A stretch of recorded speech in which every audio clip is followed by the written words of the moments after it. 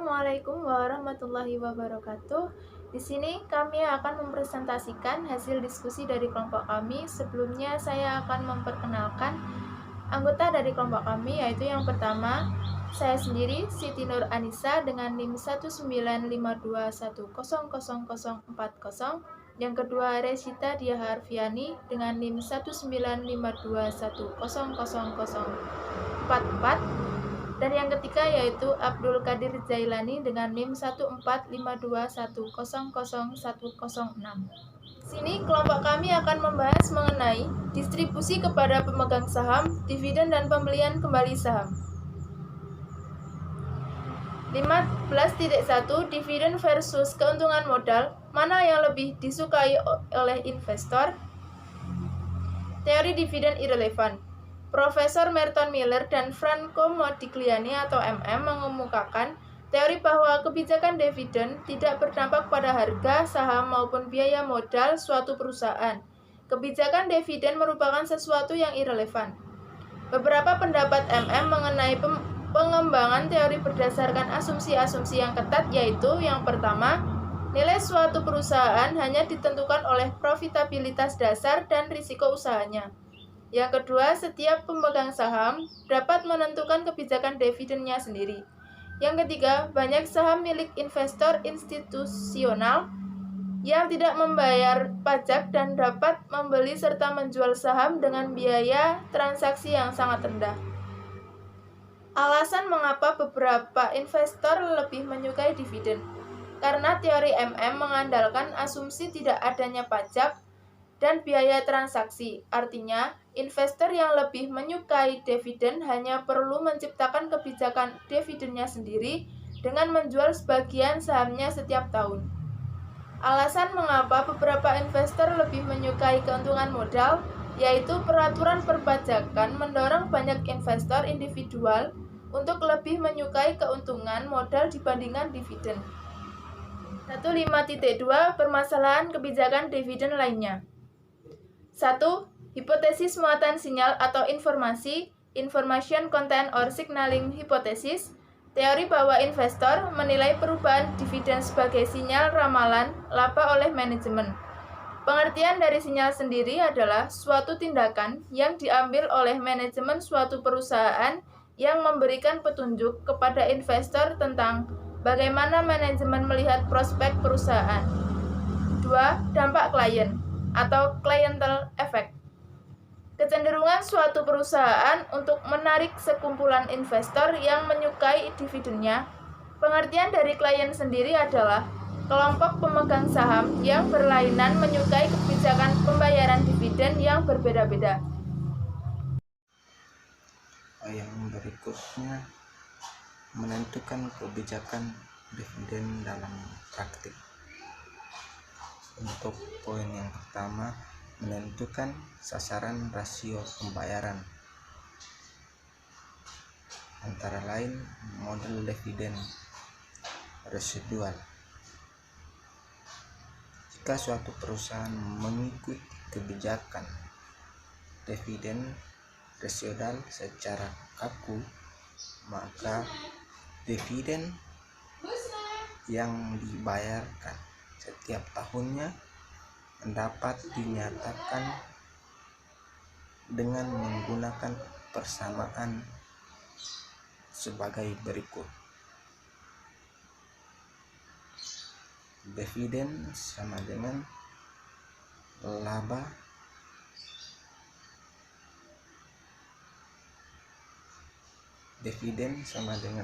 bersih dan laba ditahan yang dibutuhkan untuk membantu mendanai investasi baru. Untuk rumusnya, laba bersih kurang rasio ekuitas sasaran tambah total anggaran modal. Yang berikutnya, laba arus kas dan dividen. Dividen penting bergantung pada arus kas yang mencerminkan kemampuan perusahaan untuk membayarkan dividen secara tunai dibandingkan dengan laba berjalan yang sangat dipengaruhi oleh praktik akuntansi dan tidak selalu mencerminkan posisi kas perusahaan. Itu prosedur pembayaran. Untuk yang pertama, tanggal deklarasi, kemudian yang kedua, tanggal pemilik tercatat, yang ketiga, tanggal ex dividen, dan keempat, tanggal pembayaran. Berikutnya yaitu program reinvestasi. Program reinvestasi dividen atau dividen reinvestasi plan merupakan suatu program yang mungkin pemegang saham secara otomatis menginvestasikan kembali dividen yang diterimanya kembali ke saham perusahaan yang melakukan pembayaran. Melakukan program reinvestasi dividen tentu ada faktor-faktor yang mempengaruhi keputusan dividen. Tadi pembatasan pembayaran dividen. Yang pertama, perjanjian obligasi. Yang kedua, pembatasan saham preferen. Yang ketiga, aturan penurunan nilai modal. Yang keempat, ketersediaan kas. Yang kelima, denda pajak atas laba yang terakumulasi secara tidak wajar. Yang berikutnya, peluang investasi. Poin yang pertamanya, jumlah peluang investasi yang menguntungkan. Kemudian yang kedua, kemungkinan mempercepat atau menunda proyek.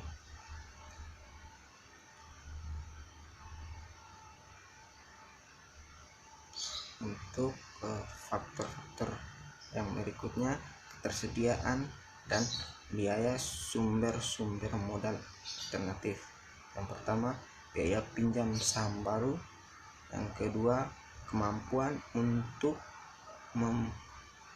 mensubstitusi utang dengan ekuitas. Pengendalian. Kemudian faktor yang berikutnya, dampak kebijakan dividen pada rasio. Dampak dalam dividen dapat dilihat dari 4 faktor. Yang pertama, keinginan pemegang saham untuk mendapatkan laba saat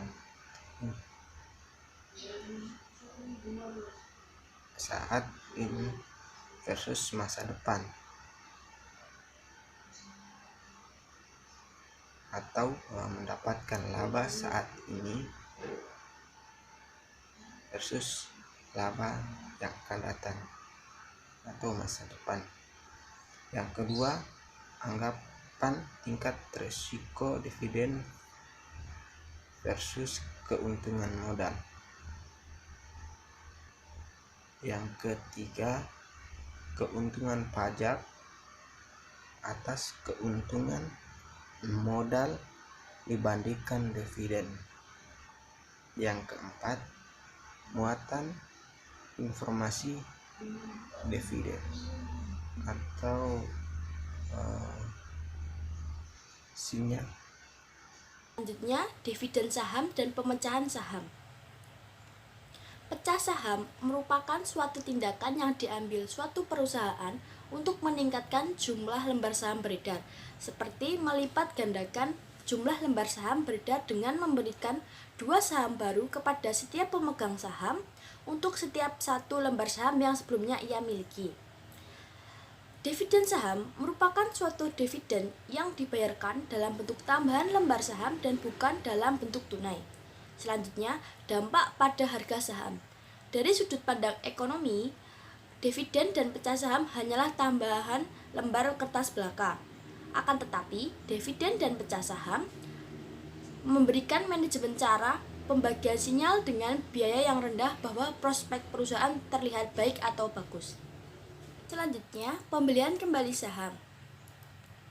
Pembelian saham kembali merupakan suatu transaksi di mana suatu perusahaan membeli kembali sahamnya sendiri, sehingga menurunkan jumlah lembar saham beredar, meningkatkan EPS, dan seringkali menaikkan harga saham. Dampak pembelian saham kembali. Rasio P/E mungkin berubah sebagai hasil dari operasi pembelian kembali, naik jika investor menilainya menguntungkan dan turun jika mereka menilainya tidak menguntungkan. Untuk keuntungan pembelian kembali, yang pertama sebagai suatu sinyal positif oleh investor, yang kedua dari sudut pandang perpajakan, pembelian kembali memungkinkan kedua jenis pemegang saham mendapatkan apa yang mereka inginkan. Yang ketiga, dapat menghilangkan satu blok besar saham yang menggantung pasar dan menurunkan harga per saham. Yang keempat, tidak mengumumkan kenaikan dividen tunai yang tidak dapat dipertahankan. Yang kelima, pembelian kembali dapat bervariasi dari tahun ke tahun tanpa memberikan sinyal yang buruk. Yang keenam, untuk menghasilkan perubahan struktur modal berskala besar. Dan yang terakhir, dapat menghindari keharusan menerbitkan saham baru dan dilusi laba. Kerugian pembelian kembali. Yang pertama, harga saham mungkin lebih diuntungkan dari dividen tunai. Yang kedua, perusahaan umumnya mengumumkan pembelian kembali saham sebelum melaksanakannya untuk menghindari kemungkinan antara hukum oleh para pemegang saham. Yang ketiga, membayar harga terlalu tinggi dalam pembelian saham yang akan merugikan pemegang saham lainnya. Jadi, untuk kesimpulan pembelian kembali saham, yaitu yang pertama, karena pajak tangguhan atas keuntungan modal, pembelian kembali memiliki keuntungan pajak dibandingkan dividen sebagai salah satu cara untuk mendistribusikan laba kepada pemegang saham. Yang kedua, karena dampak persinyalan, perusahaan seharusnya tidak melakukan pembayaran dividen yang berfluktuasi. Hal ini akan menurunkan kepercayaan investor atas perusahaan dan memberikan dampak yang merugikan pada biaya ekuitas dan harga sahamnya. Ketiga, pembelian kembali juga bermanfaat ketika suatu perusahaan ingin melakukan pergeseran struktur modalnya secara cepat dan dalam jumlah besar. Ingin mendistribusikan kas untuk peristiwa satu kali seperti penjualan salah satu divisinya, atau ingin mendapatkan saham yang akan digunakan dalam program opsi saham karyawan. Sekian presentasi dari kelompok kami, kurang lebihnya mohon maaf. Wassalamualaikum warahmatullahi wabarakatuh.